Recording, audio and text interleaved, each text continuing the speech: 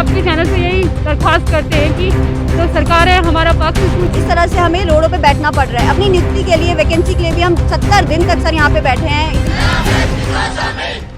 उत्तराखंड राज्य का गठन एक बड़े आंदोलन के साथ हुआ था, लेकिन इन दिनों प्रदेश उत्तराखंड एक बार फिर से आंदोलनों का प्रदेश बना हुआ है।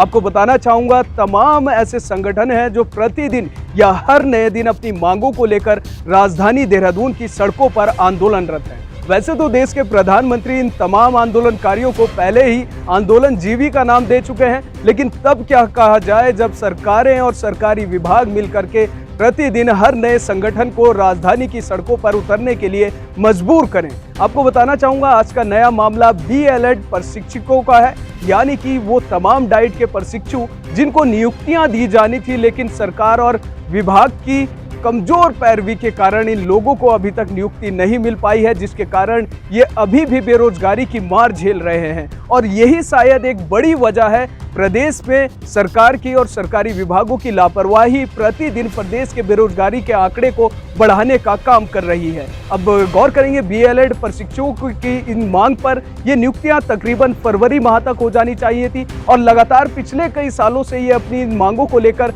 सरकार से गुहार लगाते रहे हैं। यहाँ तक कि न्यायालय का दरवाजा भी इन्होंने खटखटाया है, सुप्रीम कोर्ट में मामला विचाराधीन है, लेकिन एक कमजोरी यहाँ पर पाई गई है कि कहीं ना कहीं विभाग जो है कोर्ट में यानी कि न्यायालय में अपना पक्ष मजबूती के साथ नहीं रख पा रहा है, जिसके कारण ये नियुक्तियां अभी तक लटकी हुई हैं। और आज फिर शिक्षा निदेशालय में इन तमाम कर्मचारियों ने, इन तमाम बेरोजगारों ने राज्य सरकार और सरकार के विभाग के खिलाफ जमकर हल्ला बोल किया। वहीं दूसरी तस्वीरें हम अब आपको बताएंगे जो कि मनरेगा कर्मचारियों की हैं, जो कि तकरीबन 25 दिनों से राजधानी देहरादून में धरने पर हैं। एक नया मोड़ अब इस प्रदर्शन में, इस आंदोलन में देखने को मिला है। आपको बताना चाहूँगा, क्योंकि ये गांव के कर्मचारी हैं, गांव में विकास कार्य करते हैं, गांव के विकास कार्यों को अंजाम देते हैं, तो कहीं ना कहीं जो प्रदेश के दूरस्थ इलाकों के गांव के प्रधान हैं, उन लोगों ने अब इनको समर्थन देना शुरू कर दिया है। और पहाड़ के दूरस्थ इलाकों के गांव से सभी ग्राम प्रधान धीरे धीरे इनके आंदोलन में शामिल होने पहुंच रहे हैं। तो कहीं ना कहीं राज्य सरकार के लिए एक बड़ी चुनौती है यहाँ पर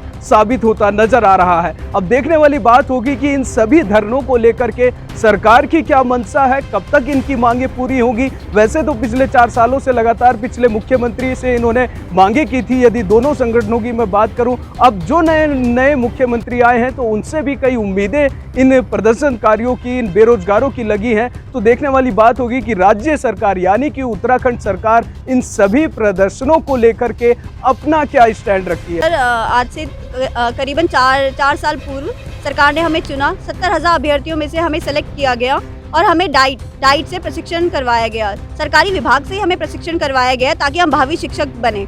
बार बार हमें ये कहा गया है कि तुम तो भावी शिक्षक हो, क्रीम मास हो, लेकिन आज स्थिति ये है, वैकेंसी निकलने के बाद भी कोर्ट में अटकी है।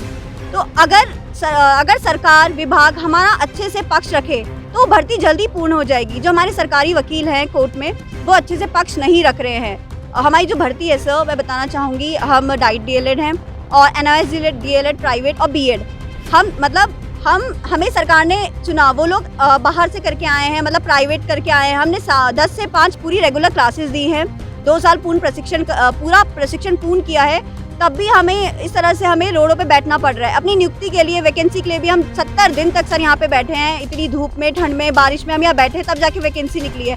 आज वैकेंसी निकली है तो वो कोर्ट में फंसी है। तो सर अभी किसकी जिम्मेदारी है हमें नियुक्ति देना? अब तो ये सरकार की, विभाग की जिम्मेदारी है। तो क्यों हमारे जो सरकारी वकील हैं अच्छे से पक्ष नहीं रख पा रहे हैं? तो हम यही चाहते हैं, हमारी मांग यही है कि सरकारी वकील 30 अप्रैल को, सर एक महीना की डेट आगे बढ़ रही है, कोई भी PIL लेके कोर्ट चला जाता है। अभी जैसे CTET का मैं बताना चाहूँगी, जो जनवरी में CTET हुआ है, वो बच्चे कोर्ट चले गए कि हमें ही भर्ती में मौका दिया जाए, बल्कि भर्ती लॉक हो चुकी है।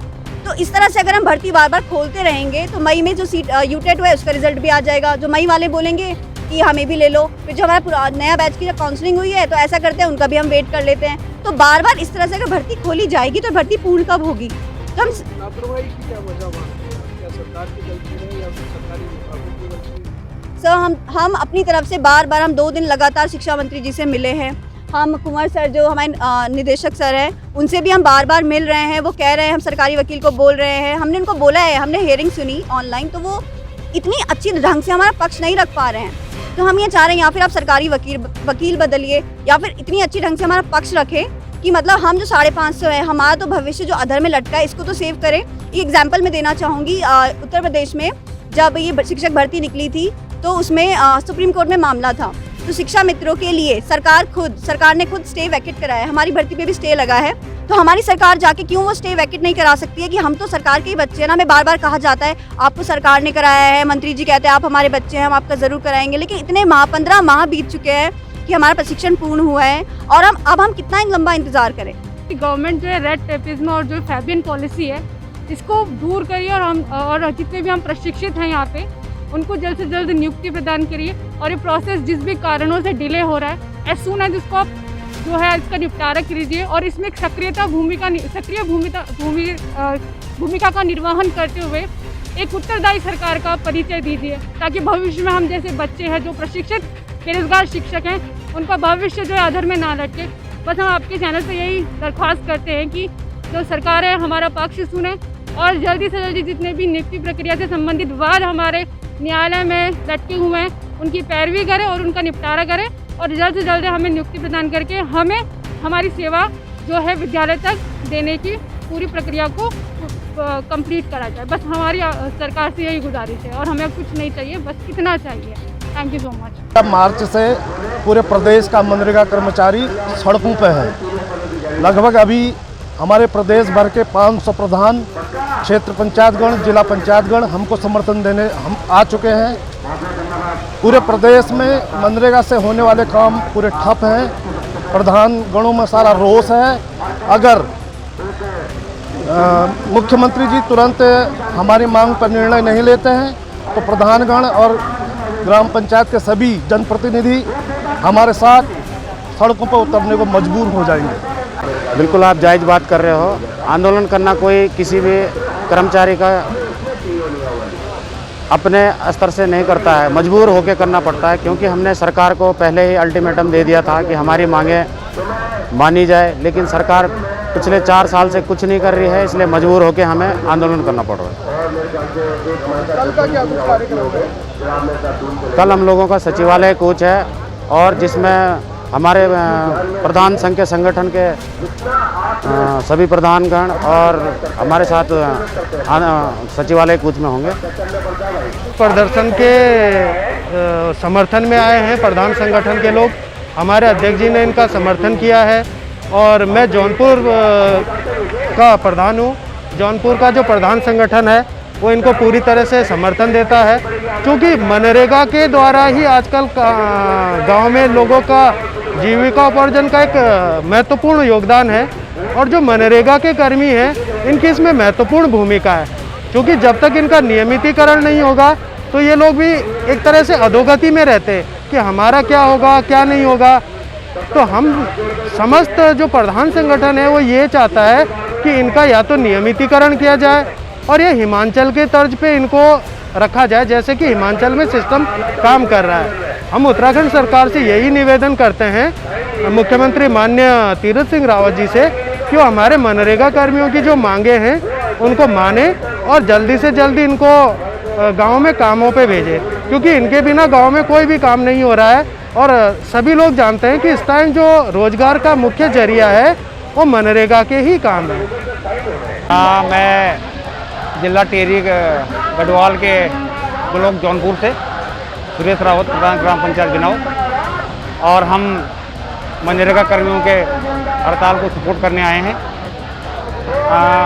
हमारे मनरेगा के जो इंजीनियर हैं और मनरेगा के जो सेवक हैं इनकी बहुत दिनों से इनकी जो मांग है नियमितीकरण की, सरकार को इस ओर ज़रूर अपना ध्यान देना चाहिए। ये लोग हमारे साथ दिन रात एक करके गांव में हमारे साथ काम करते हैं। अभी ये लोग 15 मार्च से हड़ताल पे हैं। हमारे ग्राम पंचायत में कोई भी काम नहीं हो पाया। इन लोगों की जो मांगे इनके चक्कर में हमें भी गांव वालों की सुननी पड़ रही कि भाई हमारी पेमेंट या हमारा पैसा नहीं पड़ रहा। तो हम भी इसीलिए हमारा संगठन, प्रधान संगठन जौनपुर पूरा इनके साथ हैं। कहना है कि यहाँ पे जो हमारे मनरेगा के भाई जितने भी बैठे हैं इनकी मांगें पूरी होनी चाहिए और इनकी जो मांगें हैं वो सारी जायज़ हैं। और हम इनके समर्थन में 300 किलोमीटर दूर विकास खंड स्थल से आए हैं और इन्होंने हमें याद किया, हम यहाँ पे पहुँचे अपने भाइयों का समर्थन करने के लिए। और हम चाहते हैं कि इनकी मांगें पूरी हो और इनकी मांगें जायज़ है।